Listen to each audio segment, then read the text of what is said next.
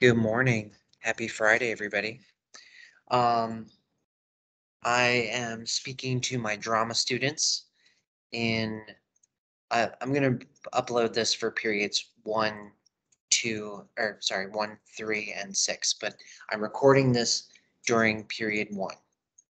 Um, I'm sorry. I'm sorry, you guys, that many of you are stuck at home due to this quarantine nonsense. Um, just laugh about it. Just have a good time. Just be like, oh, what silly people. They want us to stay home again. How are we supposed to do school?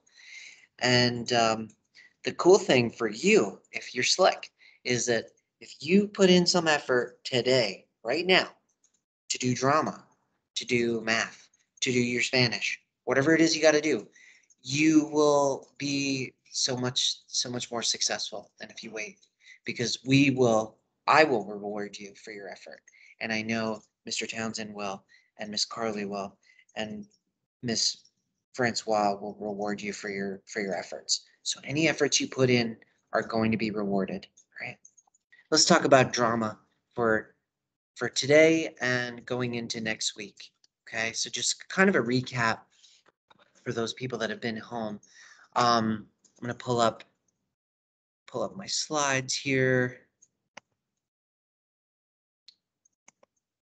Okay.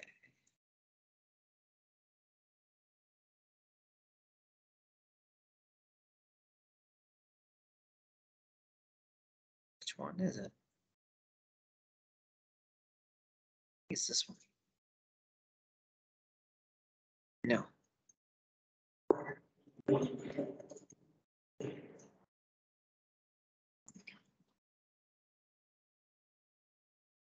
This is something else. Okay. I think I have multiple calls going at once.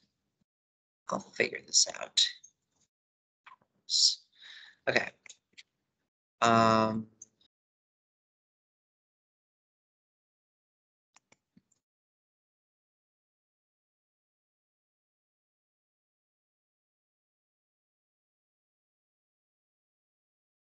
share. If somebody was in the class, I'd say, "Can you see my slides?" Hopefully you can, but I'm looking at them. All right. So, um, all right. So this week we finished the Romeo and Juliet film. Okay. So what we've been doing was at the beginning of the week, I had everybody, we were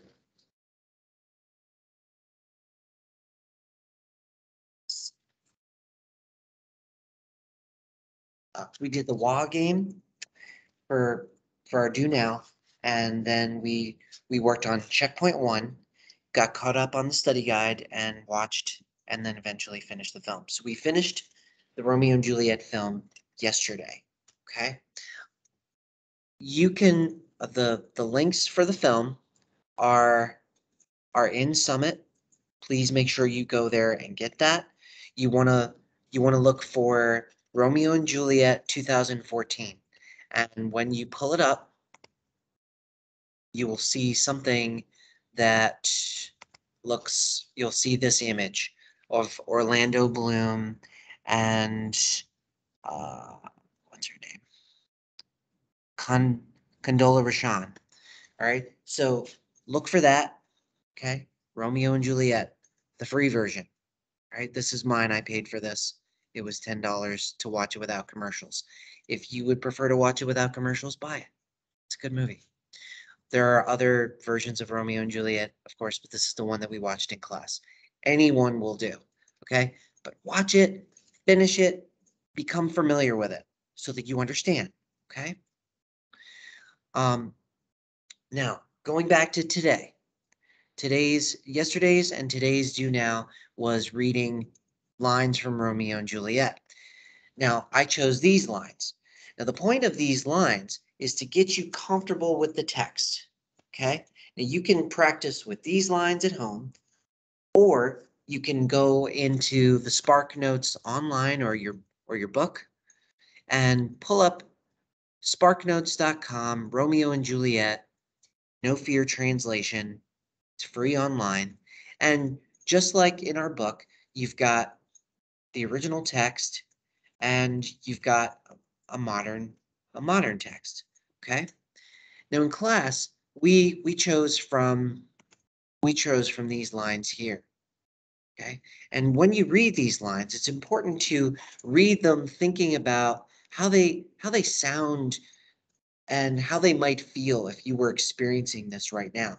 If you're like, Holy Saint Francis, what a change is here! Is Rosaline, whom thou didst love so dear, so soon forsaken? Just really like get into it, okay? And you can pause the video, read any of these, okay? And like I said, you can also go into the text.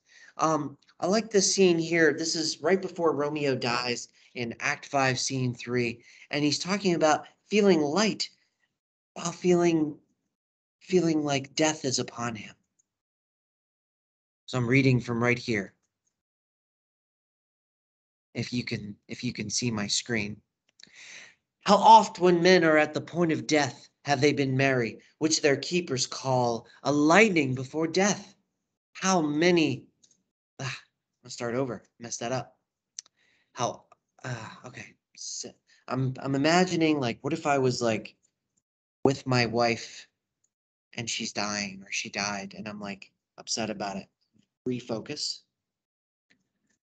How oft, when men are at the point of death, have they been merry, which their keepers call a lightning before death? Oh, how may I call this a lightning? Oh, my love, my wife, death that hath sucked the honey of thy breath, hath no power yet upon thy beauty. Thou art not conquered. Beauty's ensign yet is crimson in thy lips and in thy cheeks, and death's pale flag is not advanced there. Give yourself a chance to play with these lines, okay? It's going to help in our with checkpoint 3, getting ready for the performance later, okay? So going back to this, use my lines, use the text, whatever. So like I said, we finished the film on Thursday, December 16th. See Summit for the link. In Summit, there is an announcement about this week, and there's links here for links for you for what you were supposed to do this week, and reminder to go into checkpoint 2, finish that up, and use the film link. There's a link for Spark Notes, whatever you need, okay? Now, let's talk about the study guide for a few minutes. Complete study guide, checkpoint 2. Okay, for those of you that were in class, you know that we completed the study guide, or we completed Act 5 of the film. We did not go over all these questions yet, so I'm going to go over these for those people that were with us. Okay, for the rest of you, I believe in my last video I went over like everything up to like Act 4, I believe. Okay, so maybe just for the sake of review, I'll go back to Act 4, Scene 1. So Act 4, Scene 1. If you can't see my screen, I'm on Act 4, Scene 1, number 1. Hopefully you can see this. I'm gonna see, can...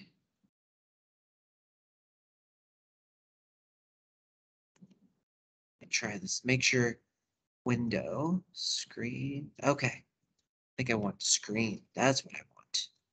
Okay. All right. So maybe you couldn't see before. So just to review what I was showing before. I was on my slides here, right?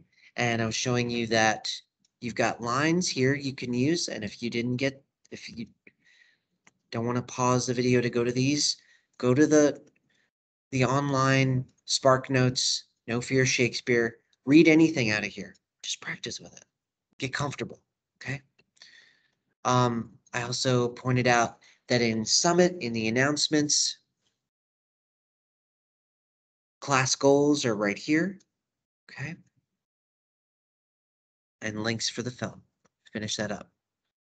All right, now I wanted to talk a little bit about the checkpoints, or checkpoint 2. So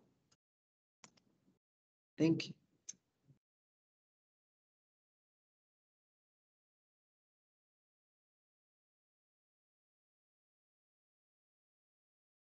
okay, I believe I'm sharing. So Act 4, Scene 1. Explain Juliet's meaning in the dialogue between she and Paris, lines 18 through 39. In these lines, Paris says to Juliet things like, "Hello, my lady and my wife," and she responds with, "That may be when I may be a wife." Okay. She's talking about how she's already a wife. He's talking about how he's going to make her a wife. So this meaning here is a little bit confused. We, the audience, know what it is. Okay. Juliet knows what it is. Paris doesn't. So this creates a little dramatic irony here. So Juliet is talking about how she's not, how she's in love with Romeo and she's with him, and Paris thinks she's talking about him. He's very egotistical. He sees everything through him. Um, Number 2, what does Juliet say she will do if she cannot find a way to avoid marrying Paris? What does she show him? And by him, I need to correct this.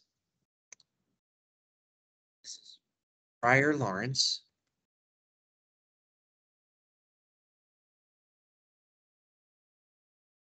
Juliet shows Friar Lawrence a knife, and she says, "This will remedy the situation if you cannot give me a solution for this problem." She says, "I would rather jump off a high tower, off of the battlements of a high tower. I would rather be buried in a charnel house, which is a morgue with bodies and bones, than marry this guy." She is going to volunteer to get into a tomb. But that's coming in just a little bit. Friar Lawrence comes up with a plan. He says, "Hold, daughter, take thou this vial." And he gives her this little vial, and he says, "If you take this, it'll make you fall asleep for 42 hours. And everybody will think you're dead. It will put you in a drunk-like sleep, a death-like sleep. Everyone in your life will think you're dead. I'll put you in the tomb. I'll send a letter to Romeo, giving him, as he refers to our drift. He'll know our drift, sort of like Catch My Drift. And Romeo will come, wake you up, and you guys can run off and live happily ever after." That's all going to get messed up, but that is Friar Lawrence's plan. So that also answers number 4 here. What does he say will happen? 42 hours of a sleep like death, or a death like sleep. Number 5, Friar Lawrence says that Romeo will be there when she awakens and he will take her away. Fortunately, it doesn't work out that way. In scene 2, Juliet goes to her father and she tells him that she will agree to marry Paris and she will follow her father's will. And he's very happy about this. She's doing this to basically get him off her case so that she can go forward with the plan. She does not tell anything to the nurse. The nurse is now out of her confidences. In scene 3 is when she takes the potion. She has an interesting conversation with her mother, and she says to her mother, as her mother's leaving, "God knows when we will meet again," because she doesn't know. She's gonna leave. She's gonna run away. There's no indication here for either one of them that this is their last conversation that they will have together ever. As Juliet is about to take the potion for number 8, she has various fears. She's afraid that um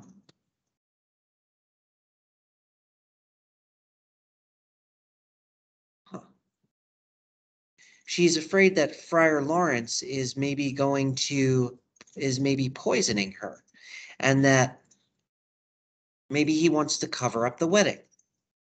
She's concerned that maybe Friar Lawrence won't be there, and she'll wake up alone. Or the Romeo won't be there, and she'll wake up with bones and get scared and grab her relative's bones and start beating herself in the brains. She's afraid that she will die of suffocation. And then she takes the potion and says to my love. In scene 4, number 9, the mood is very bright and light.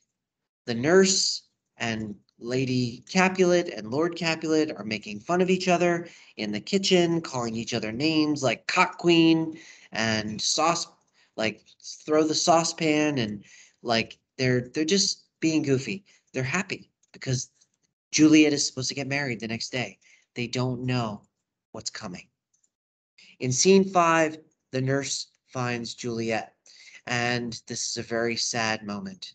She comes in and she's like, "Oh, my lady, my lamb, where's my daughter Juliet?" And then she's like, "Oh, Ladybird." And then she realizes she's not waking up. And then she starts screaming, "Oh, oh, horrible day, oh, terrible day. She's dead, she's dead, she's dead." And mother runs in. She's like, "Where's my daughter?" Father runs in. Paris runs in. They're all there to see how Juliet has died. It's very sad. Number 11, they all, Capulet, Lady Capulet, and Paris, they all have various reactions to finding Juliet. They all talk about what they lose. Capulet says some interesting things about how Death is marrying his daughter rather than Paris, that he's going to give his money and his fortunes to Death instead of Paris. Friar Lawrence comes in. He's the only one that knows what's going on. And he tells them for number 12, he tells them to not be so hard on themselves, to be happy that Juliet lived a good life and to not complain so much. He's like trying to like kind of get them to see things on a positive. To take them, he's like trying to get his plan ready. Take her to the tomb, lay her in the tomb, just how you're supposed to, and everything will be fine. And he's thinking Romeo's going to get a letter and Romeo's going to come and meet her. All the preparations, number 13, for the wedding are now going to be for the funeral. You can explain yourself what the irony is to that. It's supposed to be happy, now it's sad. Now going into Act 5, Scene 1. When Romeo is, we meet him in the scene, he's very happy because he has this dream that he says, "I dreamt that my lady found me dead and then breathed life back into me with kisses. And we went off and I became an emperor." It's a nice dream. Maybe that's what might happen after they're dead. It's like going to heaven. Number 2, Balthazar shows up and he has some sad news. Okay, this is where everything goes wrong. The letter that was supposed to come to Romeo did not come to Romeo, but instead, Romeo's serving man, Balthazar, shows up and tells him, "I saw your lady laid low in Capel's monument. She's dead." There's this little wordplay that happens where Romeo says, "Tell me of my lady, for nothing can be ill if she be well." And Balthazar says, "Then she is well and nothing can be ill." And then he tells the truth. "I saw her laid low. She's dead." The dramatic irony is that we know she's not. Number 3, after hearing the news, Romeo goes to see an apothecary. Okay, and this would also answer for number 4. When he goes to the apothecary is a pharmacist or a drug dealer. He wants to buy poison. He says to the apothecary, "Here's 40 ducats. I want a dram of poison that will," I forget the words he uses, but will kill any man. And the apothecary says, "I have poison, but the poison is illegal in Mantua. I can't sell it to you." And Romeo yells at him and says, "Take this gold. It's more poison to men's souls. I sell thee poison. you have sold me none, and he takes the poison. He's like very aggressive, and he's this comment about gold is very interesting because in our society we have many problems related to money that like people are constantly messing themselves up, committing crimes, doing terribly stupid things for money. And so Romeo's comment, which was made in the late 1500s, is still relevant today about how money or gold is like poisoning people. Scene 2 is very short, where we learn that a friend of Friar Lawrence's, Friar John, is unable to deliver the letter, and that he says, and we could all relate to this, that there was an infectious pestilence in this village that he was passing through, and they wouldn't let him leave, and he had to stay there on quarantine. You guys can get that, right? The last scene, Act 5, Scene 3. Now, in the film, if you watch the film on your own, you might notice that number 6 and number 8 and number 9 mention Paris. In the film, in the stage production, they took that out. I think it's not essential to the story, but it adds to the death toll and the overall tragedy. And so if you're reading in your text, what you'll see is that, and this is the answer to number 6, Paris goes to the tomb because he is sad. His fiance just died, and he's upset about it. He wants to like give her lay flowers at the tomb and say some prayers, and he and his serving man wait. Romeo shows up in the middle of this, and he's angry. Number 7, he's angry. He tells Balthazar, no matter what you hear, you better leave. If you come back, I'll rip you to shreds. And he sends Balthazar away. Paris hears all this. He hears Romeo talking and about to enter the tomb, and he thinks that Romeo is some sort of a grave robber, or that he's there to like mess with Juliet. And so he decides he's going to challenge Romeo. And number 9, when Paris challenges Romeo, Romeo says, "What? Will thou provoke me, youth?" And he's like really angry, really aggressive, and he kills Paris almost instantly. They have this dramatic fight.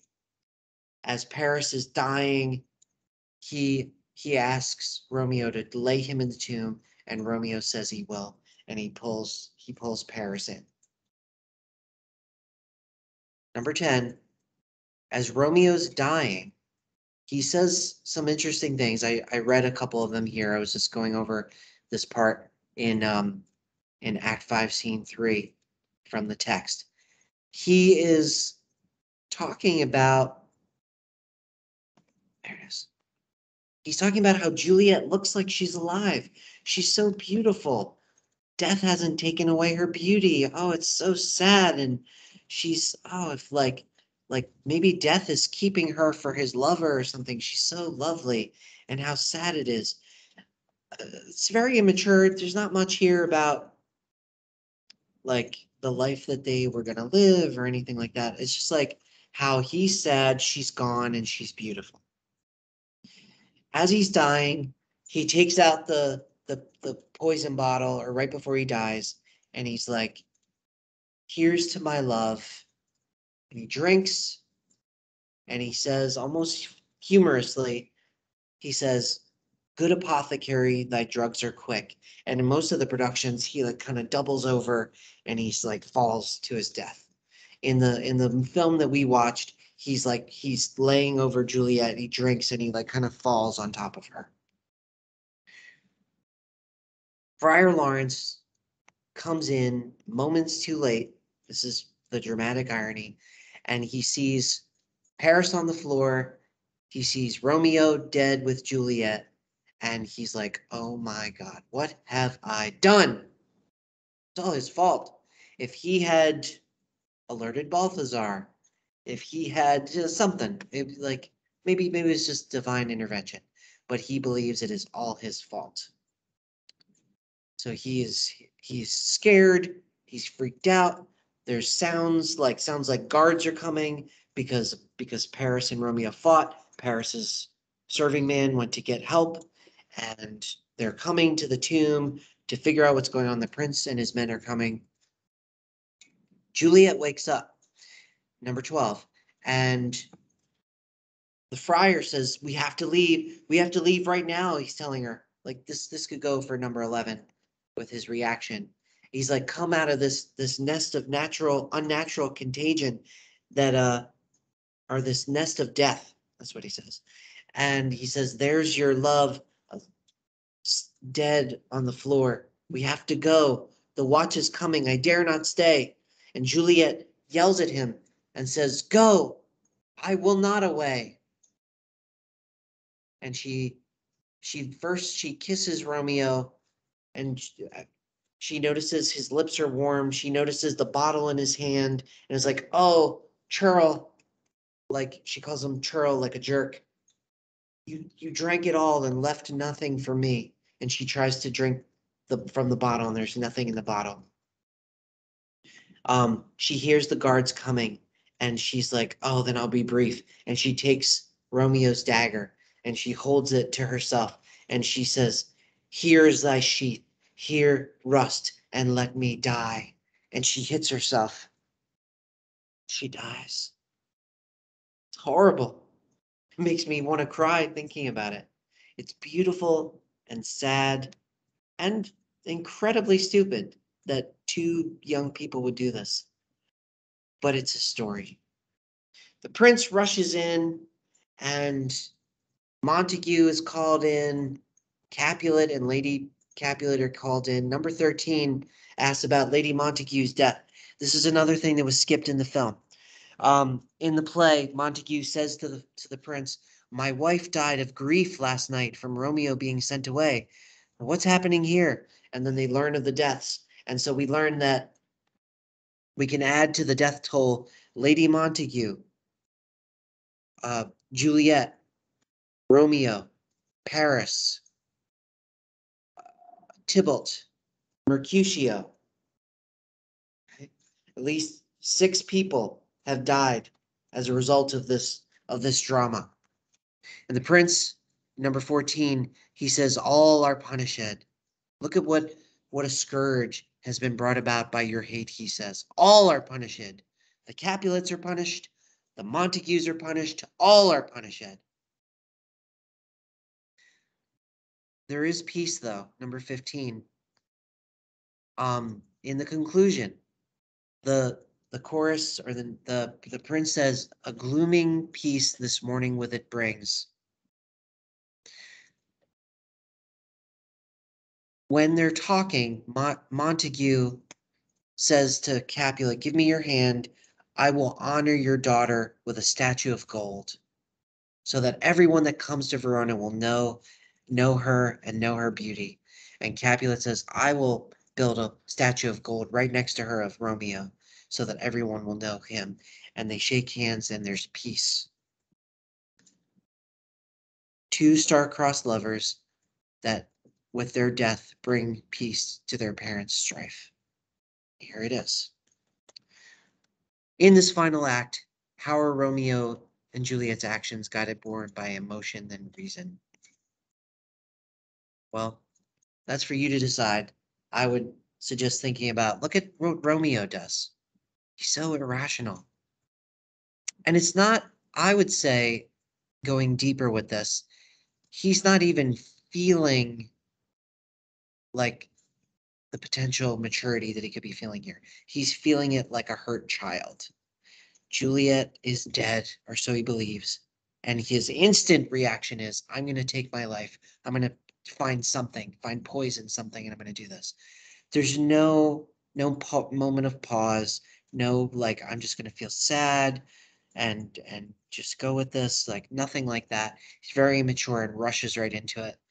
Juliet also, like, I mean, she wasn't like stupid jerk. Like, you killed yourself. Why would you do that? And then like leave. and be sad about it. She kills herself in sadness. So it's like there's the emotion and the immaturity in the emotion is what's taking them. So that's the study guide. All right. Please complete this all the way by Monday, either in Summit or on your paper. Okay. If you need to fill it out when you come back on Tuesday, I will not deduct any points from you. But I will say that you will get a better grade if I see that you worked on it over the time that you weren't in school, because I appreciate your effort. Okay. So make sure you go there. Now I want to mention checkpoint 3. Checkpoint 3 is in Summit is scene annotations. And for this checkpoint, you need to select a scene from Romeo and Juliet to focus on for your 2 final products. You'll then annotate the scene that you have chosen in order to identify key word choice and dialogue and identify how it functions. So it's kind of, I'm going to show you an example. It's a little bit like you're highlighting, you're making notes, like we were just talking about that in scene 5, they cut out a couple of things for the film. Maybe if you were to perform or act 5 rather, scene 3, you might shift some things. So how might you do this? Okay, I'm going to show you an example here. Now this is for a different play, so don't get all in a tizzy here. I'm showing an image, if you can see what I'm looking at, of uh, a scene, an example scene from Macbeth, another play by Shakespeare. And as you can see here, there's words highlighted, like words like, what do these words mean? There's notes on the sides, okay? There's things like, well, what is he doing here? Or what does this mean? There might be like, well, if we're performing this, how's this going to act out? What kind of costumes would this person be wearing? Any notes, anything you can think of. These are annotations, okay? For this checkpoint, I showed you I was showing people the descriptions in class. I have many scenes for you to choose from. They're listed here in Summit, okay? You can look through here and cross-reference with the text from Spark Notes. Now, what I'll ask you to do, and we'll do this in class together on Tuesday, and we'll probably have to finish when you guys come back from winter break, is I will make a printed copy of the section, whatever it is. Like if you're doing Act 5, Scene 3, like the section from there, like I will print that for you, and I imagine this is an opportunity for you to group up and work with somebody else, because you're going to be performing some of this with somebody else, that you will go over it with them. Like, what do you think about this? What do you think about that? What does this mean? Let's make sure we know how to say these words. Okay. You are being offered extra credit if you use the Shakespeare text rather than the translation. If you only use the translation, the best you're going to get for this project is a B, but nothing wrong with a B. Okay. So that's checkpoint 3. So please get that started. All right, so I'm gonna bring it back to here and come to a close.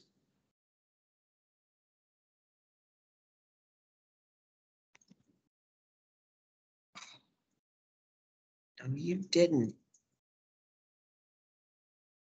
Oh, thought I lost the video for a second. Whew. All right, so that's that. Drama. I'm gonna put this video up on YouTube later. Okay, so please check it out and have a great rest of your day. Miss you guys. Bye.